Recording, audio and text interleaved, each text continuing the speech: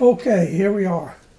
We're going to get started with our Ezekiel 39 timeline chart and how it sets the framework for events that will take place during the final 7 years before Jesus' return. Jesus' return will end the 7 years. In Ezekiel 39, it opens with the Gog-Magog attack on Israel in verses 39, 1 through 6. That attack is going to take place in the latter years and latter days, which is revealed in Ezekiel 38:8 and 38:16, which we are living in the end times, which these events are going to take place. Now, we see that after that attack in Ezekiel 39:9, there are 7 years that follow. Those 7 years coincide with Daniel 9:27. And that 7 years ends with Jesus' return in Ezekiel 39, 21 through 29, as Jesus himself is speaking in the text, having returned to this earth. And the Jews who currently do not believe that Jesus is the Lord their God will, from that day forward, as it says in Ezekiel 39:22, will acknowledge Jesus as the Lord their God. Now, right after the Gog-Magog attack, there are going to be dead bodies all over Israel.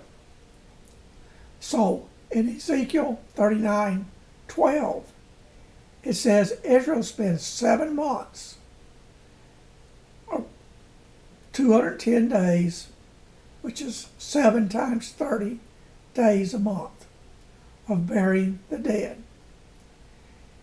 Because the Gog-Magog attack will effectively end the Muslim control over the Temple Mount, the Jews will be able to build their temple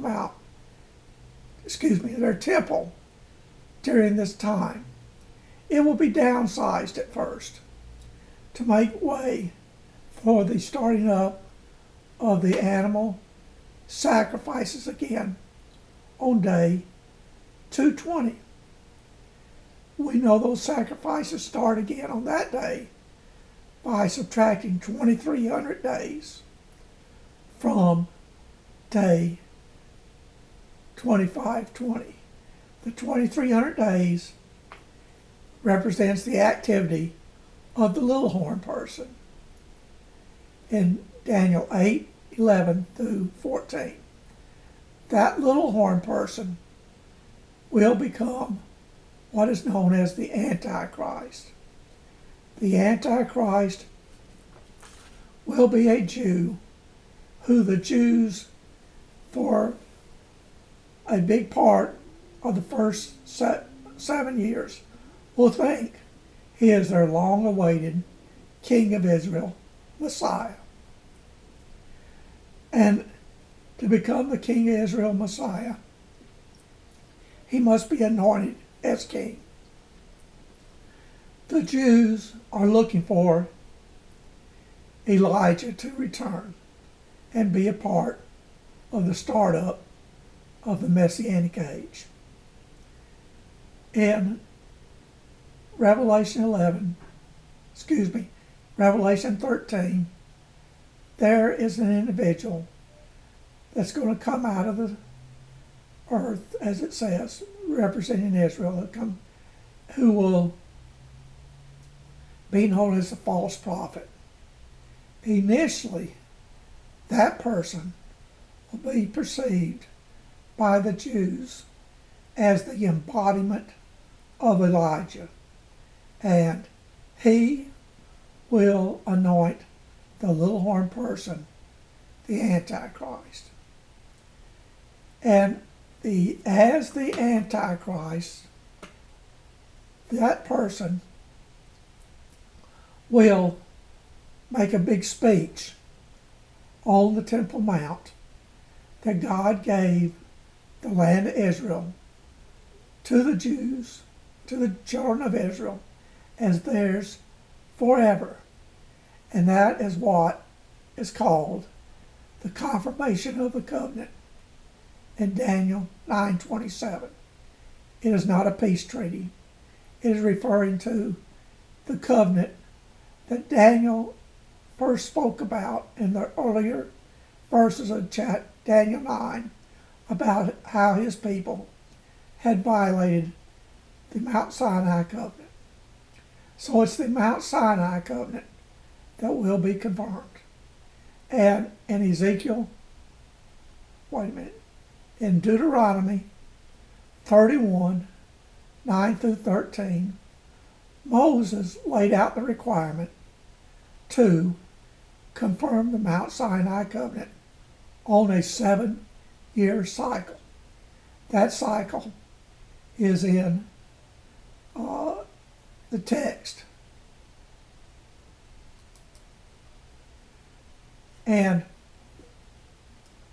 that is what he is going to do. He is going to make, the Antichrist is going to make a big speech from the Temple Mount. And that begins the 7 years. And they're the same 7 years of Ezekiel 39. At the end of those 7 years,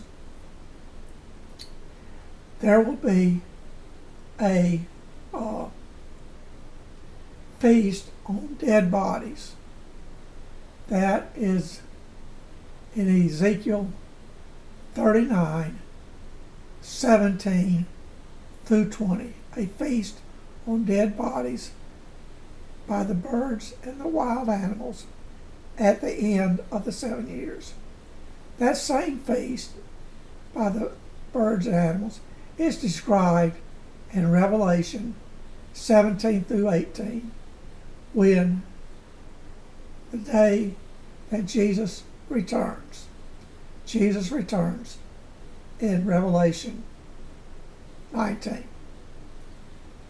And here we have, near the end of the 7 years, Armageddon, which again is the feast that will take place because of it in Ezekiel 39, 17 through 20.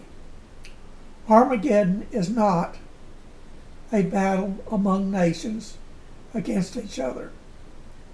Armageddon, which is in Revelation 16, is the gathering places which near the end of the 7 years the kings of the earth will gather their armies to make war on Jesus and his army in heaven.